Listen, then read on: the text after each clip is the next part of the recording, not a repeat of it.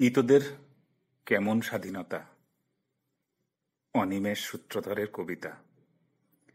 পতাকা তুলে একটা কেক দিয়ে ছেড়ে দিলি, আজও আজও পেট ভরে দুটো ভাত পাবনি। তোদের কেমন স্বাধীনতা। রাগে গড়গড় করতে করতে কথাগুলো বলছিল হারান বাগদি। 7 পুরুষের চাষের জমি খেয়ে নিল কারখানার রেল। ডাকসাইটের নেতা কালীপদ বুঝিয়েছিল এ হলো দেশের কাজ। হারান বাগদি ভাঙা ঘরের দাওয়ায় বসে ভাবে, দাদুটা ইংরেজের গুলি খেয়ে মরেছিল, বাপটা কতবার জেল খাইল, সেটাও তো ছিল দেশের কাজ। তবে বাপটা কেন মরল টিবি রোগে না খেতে পাইয়ে? তোদের কেমন স্বাধীনতা। হারান বাগদির ছেলে পরাণ, বয়স 6 কি 7, কাল থেকে উপোস।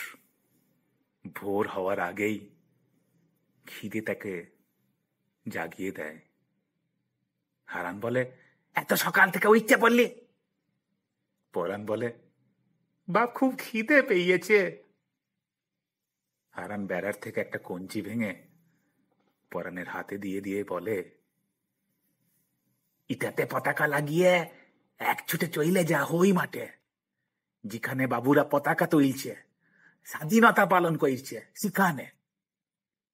পরাণ বলে, খিদে পেট জ্বলছে বাপ, ওখানে গেলে খেতে দিবে? হারান বলে, সব দিবে, কেক দিবে, মিষ্টি দিবে। পরাণ একদৃষ্টে বাবার দিকে তাকিয়ে বলে, ভাত দিবে? কাইল থেকে যে ভাত খাই নাই। হারান বলে, সব সব সব দিবে, ছুটতে যা। ভাতের লোভে ছুটতে থাকে পরাণ। হারান কাটারি হাতে দাওয়ার পাশে গিয়ে ঝোপ জঙ্গল কেটে স্বাধীনতা সংগ্রামী বাপ ও দাদুর স্মৃতিফলকটি পরিষ্কার করে। কাক ও কুকুরের বিষ্ঠা জল দিয়ে ধুয়ে দেয়, ফুল দেয়, গাল বেয়ে টপ টপ করে জল পড়ে। বলে, কিসের লগে তোরা মরতে গেছিলি? দেখ বাপ দেখ, তোর নাতিটা ভাতের লগে বাবুদের দুয়ারে দাঁড়িয়ে আছে। তোরা এনেছিস স্বাধীনতা, আর উয়ারা নিচ্ছে পকেট ভরে। তোরা কি স্বাধীনতা আনলি বাপ? হারান ঘুরে দেখে পরাণের হাতে কেক। বলে, কইয়াছিলাম না কেক দিবেক, মিষ্টি দিবেক?